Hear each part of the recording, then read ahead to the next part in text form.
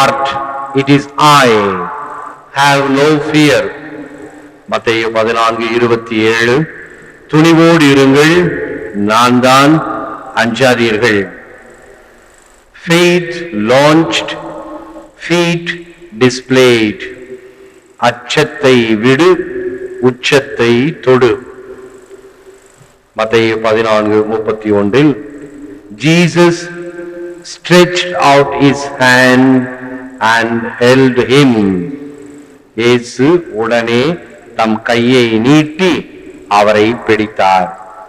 இயேசுவில் அன்பார்ந்த சகோதர சகோதரி, அன்பார்ந்த தொலைக்காட்சி நேய விசுவாசிகளே, கடல் மீது இயேசு நடந்த இந்த புதுமையை இன்று நாம் சிந்தித்து தியானித்து ஜெபித்து நாம் பெறுகின்ற செய்தி என்ன?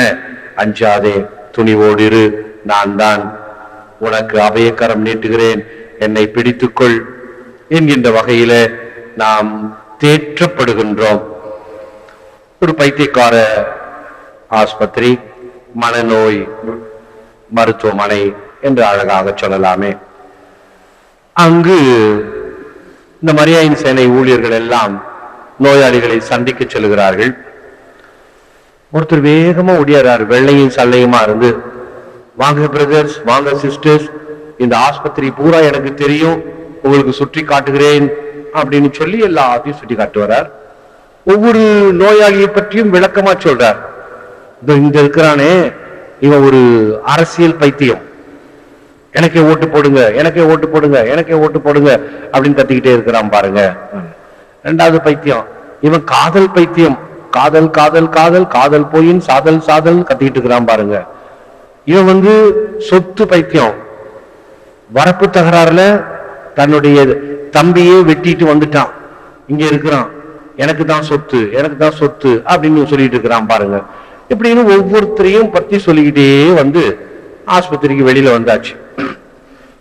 வெளியில வந்தோடனே அவங்கள பார்த்து சொல்றான், எல்லாம் சர்த்தான், இந்த ஆஸ்பத்திரியிலே ஒரு பெரிய பைத்தியம் ஒண்ணு இருக்குது, அங்க பாருங்க தூரத்துல ஒருத்தன் உட்கார்ந்து இருக்கான் இல்லையா, அவன் என்ன சொல்றான், நான் தான் பிதாவாகிய சர்வேஸ்வரன் சொல்றான். இயேசு, நான் இங்க இருக்கிறேன், எனக்கு தெரியாதா யாரு பிதாவென்று அப்படின்னு சொன்னான். அப்பதான் மேலையும் கீழையும் பாக்குறாங்க, அவன் அங்க இருக்கக்கூடிய ஒரு பைத்தியக்காரன். அதே போல ஒரு பைத்தியம், நான் தான் இயேசு, நான் தான் இயேசு, நான் தான் இயேசு அப்படின்னு எப்ப பார்த்தாலும் சொல்லிக்கிட்டே இருந்தான். அப்ப இந்த மனநல மருத்துவர் அவனுக்கு ஒரு ட்ரீட்மெண்ட் கொடுக்கறதுக்காக என்ன செய்தார், நீ தானே இயேசு, சரி நீ இயேசு என்று சொன்னா இதோ உனக்கு ஒரு காரியம் பண்ண போறேன் அப்படின்னு போய் ஒரு நீண்ட 2 சட்டத்தை எடுத்துட்டு வந்தார், சிலுவை மாதிரி போட்டாரு, 4 ஆணிகள் எல்லாம் கொண்டாந்து வச்சாரு. என்ன செய்ய போறீங்க அப்படின்னு இந்த மனுஷன் கேட்டான். நீ இயேசு தானே, உன்னை நான் சிலுவையில் அறைய போறேன். அவ்வளவுதான், பைத்தியம் தெளிஞ்சிருச்சு. இப்படி இது ஒரு தமாஷான ஒரு கதையாக இருக்கலாம். நம்மை ஆட்கொண்டிருப்பது என்ன எண்ணம்? பைத்தியக்காரத்தனமாகவா, அல்லது இந்த மூட நம்பிக்கைகள் நிறைந்த தன்மையில எது உண்மை, எது வேண்டும், எது முக்கியம் என்பதை அறியாமல் இருக்கக்கூடிய பேதமைதனமா? அஞ்சுவது அஞ்சற்க, அஞ்சாமல் இருக்க வேண்டும், எல்லாத்துக்கும் அஞ்சுவது என்பது பேதமை என்று சொல்லப்படுகிறது. ஆக இறையச்சம் வேண்டும், எல்லாவற்றுக்கும் இறைவன் நம்மோடு இருக்கிறார் என்ற ஒரு நம்பிக்கையும் விசுவாசமும் இருந்தால் நாம் எதற்கும் பயப்பட வேண்டிய தேவையில்லை. டேல் கார்னேஷின் என்ற ஒரு ஆசிரியர் How to Stop Worrying and Start Living என்ற புத்தகத்தில் கூறுகின்ற வார்த்தைகள், A mere man alone can easily be defeated, but a man alive with the power of God within him is invincible. தனி மனிதனாக இருந்தால் தோற்கடிக்கப்பட்டு விடுவோம், ஆனால் தனி மனிதனாக இல்லாமல் கடவுளோடு இருந்தோம் என்றால், கடவுளுடைய அருளை பெற்றிருந்தோம் என்றால் யாரும் ஒன்றும் செய்ய முடியாது. அதைத்தான் நற்செய்தியிலே பார்ப்போம். இந்த அப்போஸ்தலர்களை எல்லாம் துன்புறுத்துவார்கள், இயேசு பத்தி போதிக்காத அப்படின்னு சொல்லி சாட்டையால் அடிப்பாங்க, சிறையில் வைப்பார்கள். அப்பொழுது ஞானம் மிக்கவர்கள் சொல்லுவாங்க, இது கடவுளுடைய காரியமாக இருந்தால் யாரும் தடுத்து நிறுத்த முடியாது. கடவுளுடைய காரியம் இல்லை என்றால் தானாக நின்றுவிடும்.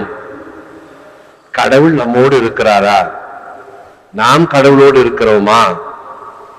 இப்படி நம்மை சிந்திக்க வைக்கிறது இன்றைய வாசகம்.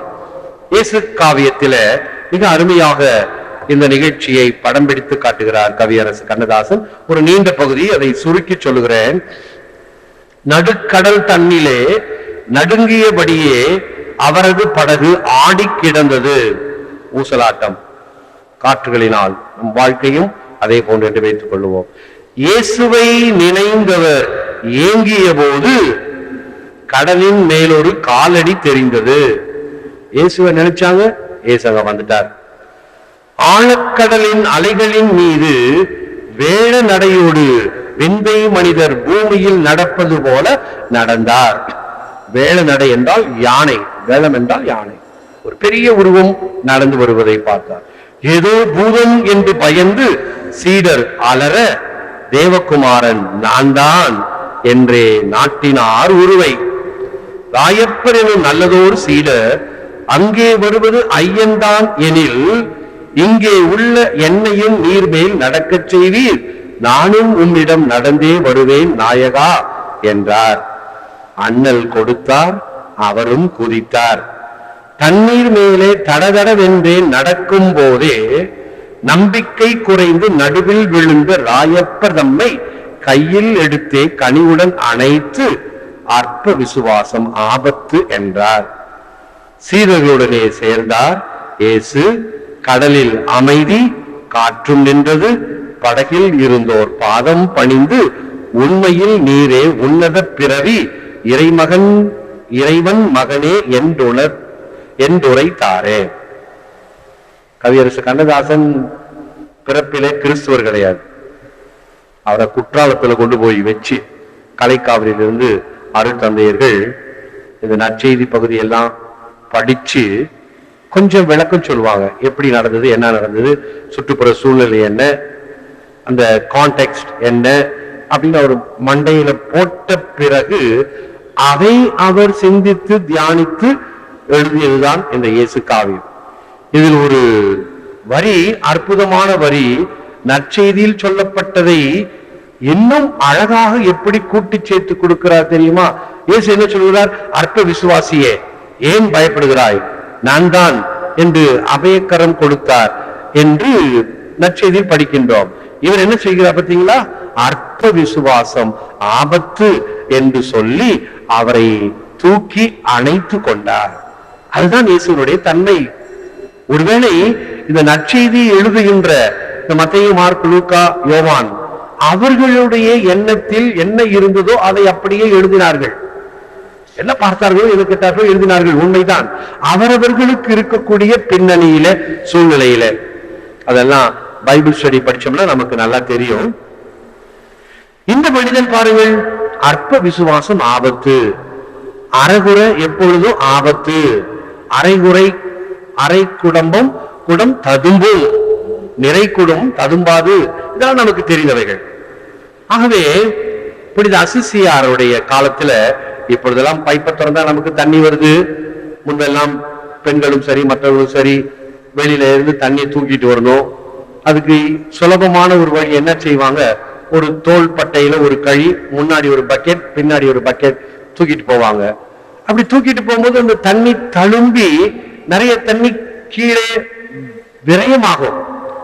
அப்ப அதுல என்ன செய்வாங்க? ஒரு கட்டையை போடுவார்கள். ஒரு மரக்கட்டையை போட்டால் தண்ணீர் தழும்பாது, விரயமாகாது. அந்த கட்டை அந்த தழும்புதலை தடுத்து நிறுத்தும். ஒரு சின்ன வாழ்வின் உத்தி, ஒரு டெக்னிக். அதை அவர் ஒரு கருத்தாக வைத்து, இப்படி உன்னுடைய வாழ்க்கையானது கலங்கும் பொழுது, அலைகளிக்கப்படும் பொழுது, இயேசுவை நீ அதனுள் போடு, அனைத்தையும் சாந்தப்படுத்துவார். ஆங்கிலத்தில் நான் சொன்னேன் அல்லவா, A man alive with the power of God within him is invincible. இயேசுவை நான் கொண்டு வந்தேன். அதுதான் புனித சின்னப்பர் சொல்வார், இயேசுவோடு இருந்தால், கடவுள் என் பக்கம் இருந்தால் நான் யாருக்கு பயப்பட வேண்டும், யாருக்கு நடுங்க வேண்டும், யாருக்கு அஞ்ச வேண்டும்? தேவையே கிடையாது. நலமான நம்பிக்கை வளமான வாழ்வு என்றும் நாம் கொள்ளலாம்.